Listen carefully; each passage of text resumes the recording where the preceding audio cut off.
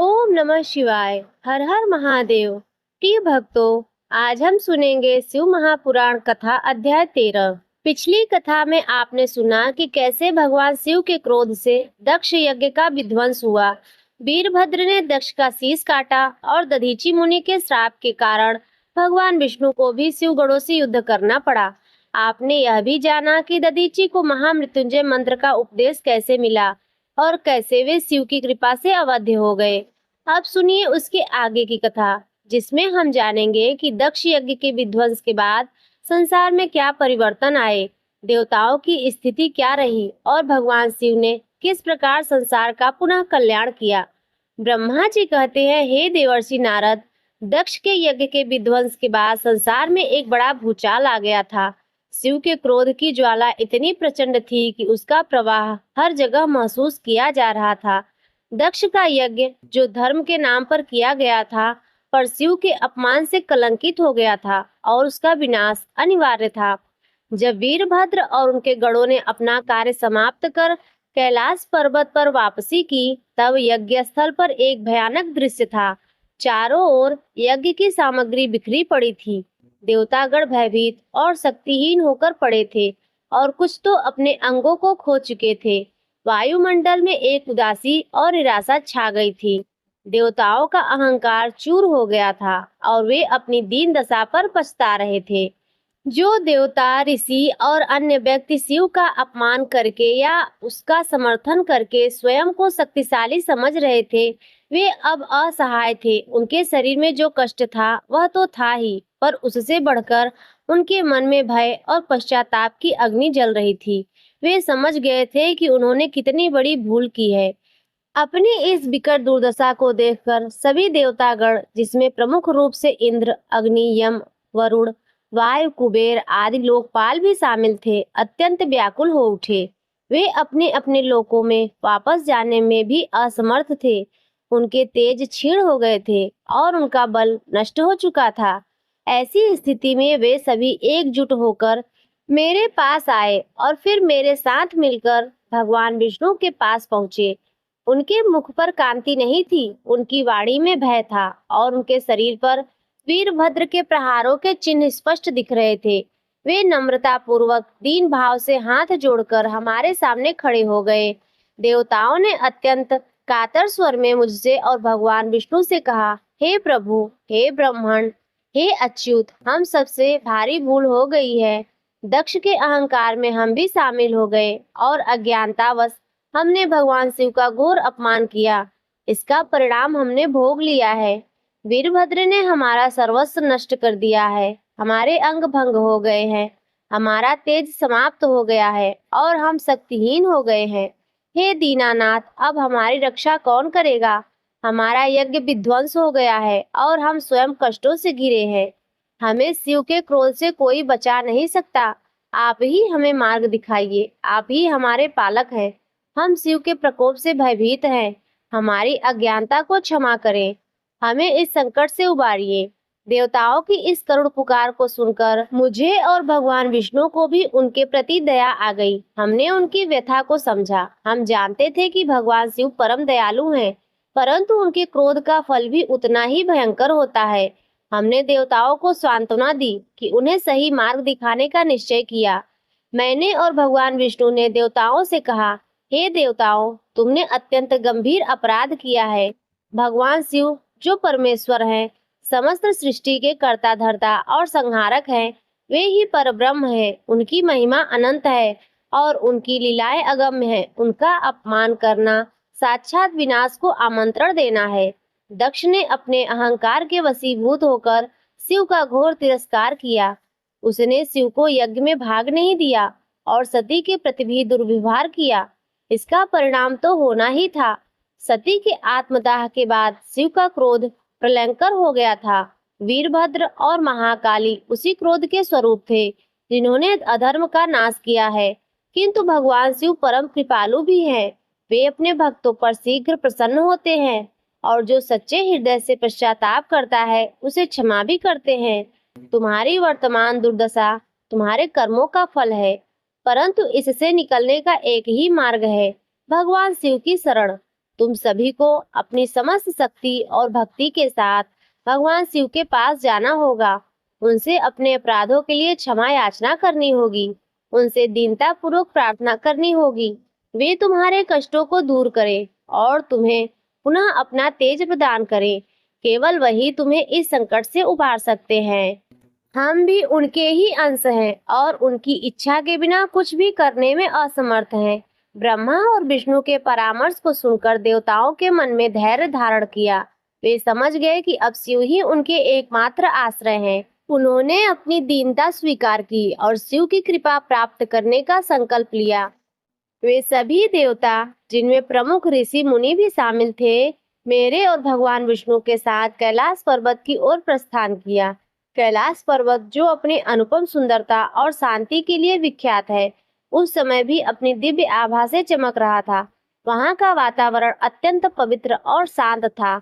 जैसे ही कैलाश के समीप पहुंचे, उन्होंने देखा भगवान शिव अपने गणों के साथ ध्यान में लीन थे। उनके मुखमंडल पर परम शांति और तेज विराजमान था, जो उनकी परमेश्वरता को दर्शाता था। देवताओं के मन में भय और भक्ति का मिश्रित भाव उत्पन्न हुआ। सभी देवताओं ने ब्रह्मा और विष्णु के नेतृत्व में भगवान शिव के चरणों में साष्टांग प्रणाम किया। उन्होंने अत्यंत दीनता पूर्वक हाथ जोड़कर नतमस्तक होकर भगवान शिव की स्तुति आरंभ की। उन्होंने कहा, हे देवाधिदेव महादेव, हे शंभु, आप समस्त संसार के स्वामी हैं। आप ही सृष्टि के रचयिता, पालक और संहारक हैं। आप ही परब्रह्म हैं, जो अनादि, अनंत और अव्यय हैं।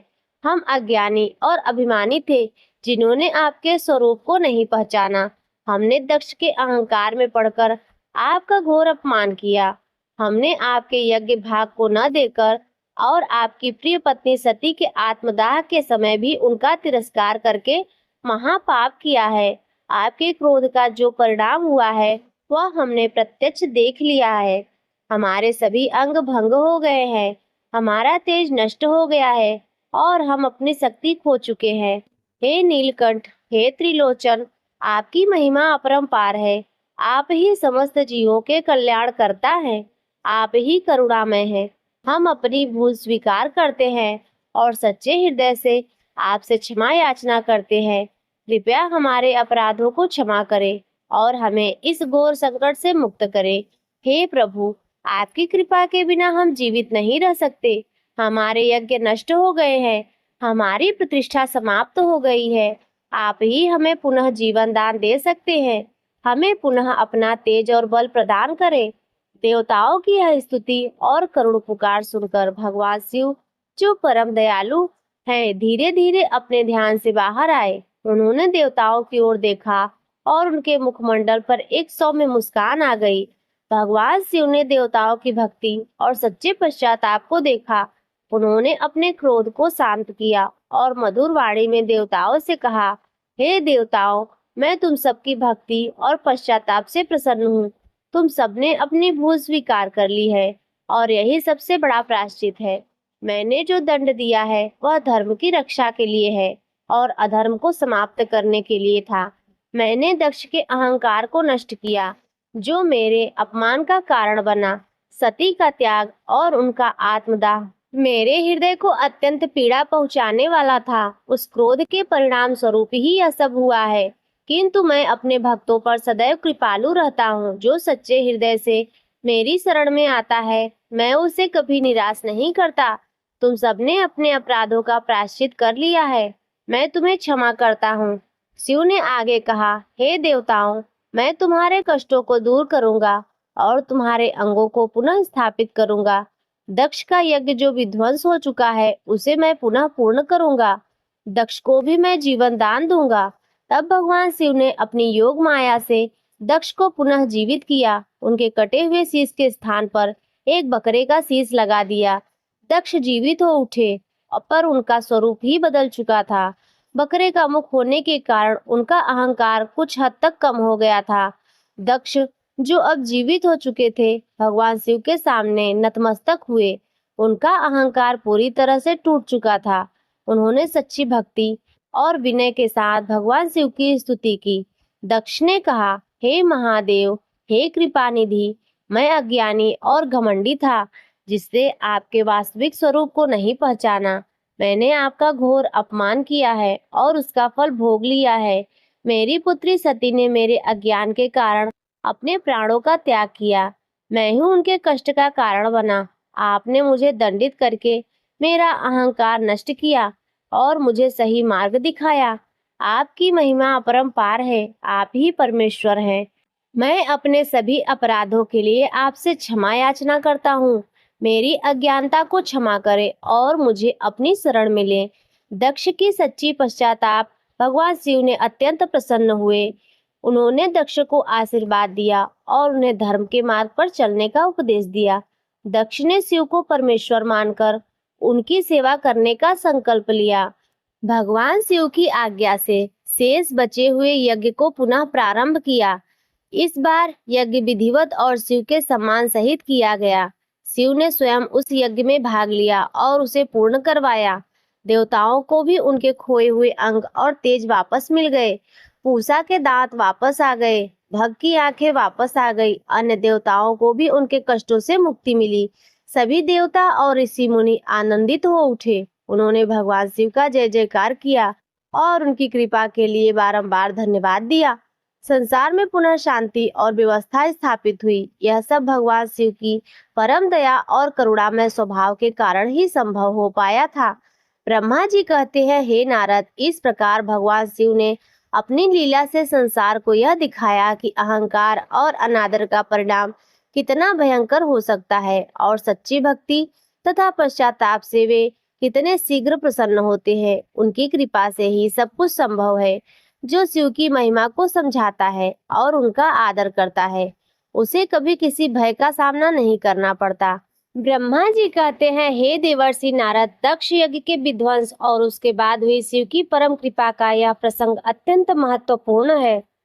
इस घटना ने न केवल दक्ष के अहंकार को तोड़ा, बल्कि समस्त देवताओं और ऋषियों को भी यह ज्ञान कराया कि भगवान शिव ही परमेश्वर हैं और उनसे कोई भी भिन्न नहीं है। इस प्रसंग के बाद शिव, विष्णु और मेरी एकता का रहस्य और अधिक स्पष्ट हो गया।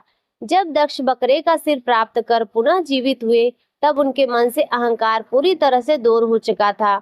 उनके मुख पर अब क्रोध या घमंड नहीं था, बल्कि विनय और पश्चाताप का भाव था। उन्होंने अपनी पुरानी मूर्खता और शिव के प्रति अनादर के गहन खेद व्यक्त किया। दक्ष ने हाथ जोड़कर भगवान शिव की स्तुति की और कहा, हे महादेव, आप ही परम तत्व हैं। आपने मुझे दंड देकर वास्तव में मुझ पर कृपा की है, क्योंकि आपने मेरे अज्ञान और अहंकार का नाश किया। अब मैं समझ गया हूँ कि आप ही समस्त सृष्टि के मूल कारण हैं और आपके बिना कुछ भी संभव नहीं है। मेरे इस नवीन जीवन का उद्देश्य केवल आपकी सेवा और महिमा का गान करना होगा। दक्ष ने तब से शिव को अपना इष्ट मान लिया और उनके परम भक्त बन गए। उन्होंने यह भी समझा कि शिव, विष्णु और ब्रह्मा में कोई भेद नहीं है। वे सभी एक ही परम सत्ता के विभिन्न रूप हैं, जो सृष्टि, स्थिति और संहार का कार्य करते हैं। दक्ष यज्ञ के विध्वंस और पुनरुत्थान के बाद इस पूरे घटनाक्रम से देवताओं को भी गहन शिक्षा मिली। उन्होंने अनुभव किया कि उनकी अपनी शक्ति और पद शिव की कृपा पर निर्भर करते हैं। उन्हें यह स्पष्ट हो गया कि वेदों में वर्णित सभी देवता और स्वयं मैं तथा भगवान विष्णु शिव के ही अंश हैं और उनकी इच्छा शक्ति के अधीन है। उन्होंने यह भी जाना कि किसी भी देवता का अपमान करना साक्षात परमेश्वर का अपमान करना है। इस घटना ने उन्हें भी यह सिखाया कि भक्ति और विनम्रता ही वास्तविक शक्ति है, न कि अहंकार और पद का अभिमान। वे अब शिव, विष्णु और मेरे बीच के वास्तविक संबंध को समझने लगे थे। हे नारद, इस प्रसंग के बाद मैंने और भगवान विष्णु ने सभी देवताओं को एकत्रित किया और उन्हें शिव, विष्णु की अभिन्नता का गूढ़ रहस्य समझाया। मैंने कहा, हे देवताओं, तुम सबने प्रत्यक्ष देखा है कि कैसे शिव के क्रोध ने सब कुछ नष्ट कर दिया है और कैसे उनकी दया ने सब कुछ पुनः स्थापित किया है। यह दर्शाता है कि शिव ही परम नियंता है, परंतु तुम्हें यह भी समझना होगा कि शिव और विष्णु एक ही हैं, इनमें कोई भेद नहीं है।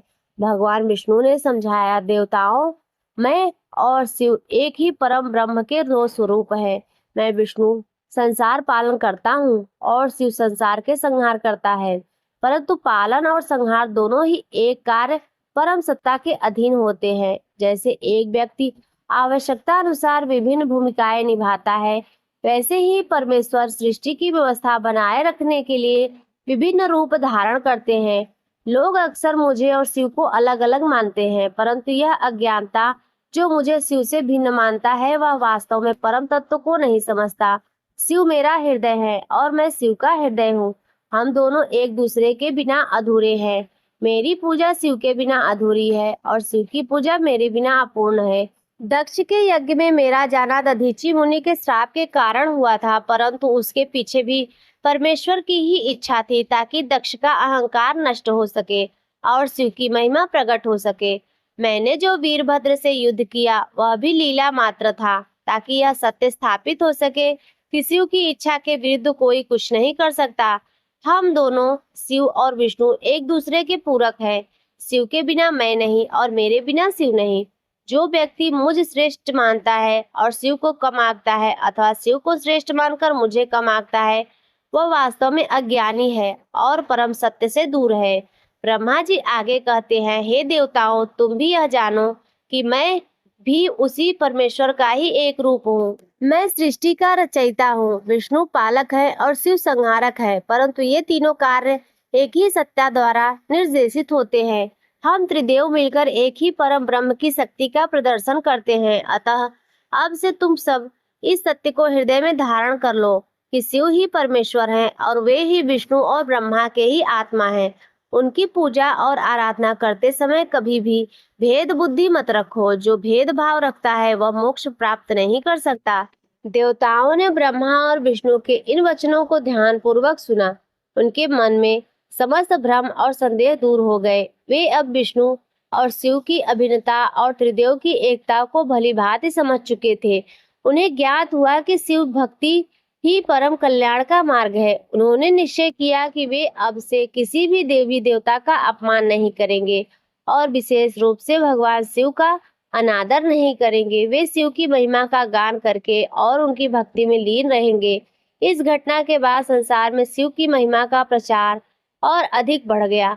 लोगों ने यह भी समझा कि वास्तविक ज्ञान अहंकार का त्याग और परमेश्वर के सभी स्वरूपों के प्रति श्रद्धा में निहित है। हे नारद, भगवान शिव की लीलाएं अद्भुत और असीम हैं। वे अपने भक्तों के लिए कुछ भी कर सकते हैं और अधर्मियों को दंड देने में भी संकोच नहीं करते। उनका क्रोध क्षणिक होता है, परंतु उनकी दया शाश्वत होती है। अहंकार ही पतन का मूल कारण है, जैसा कि दक्ष के साथ हुआ था। सभी देवी देवता परमेश्वर के विभिन्न स्वरूप हैं और किसी एक का अपमान करना अपमान है। शिव ही परम ब्रह्म है जो सृष्टि के सभी कार्यों के मूल में है। सच्ची भक्ति और हृदय से किया गया पश्चाताप बड़े से बड़े अपराधों को भी क्षमा करवा सकता है। जो कोई भी इस कथा का श्रवण करता है या इसका पाठ करता है, उसे शिव की महिमा का ज्ञान होता है। उसके मन में भेद बुद्धि दूर होती है और उसे मोक्ष की प्राप्ति होती है। वह शिव विष्णु की अभिन्नता को समझकर परम पद धारण करता है।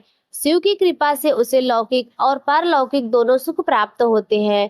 प्रिय भक्तों, यह था शिव पुराण कथा अध्याय 13। आज की कथा में बस इतना ही। मिलेंगे अगले अध्याय में।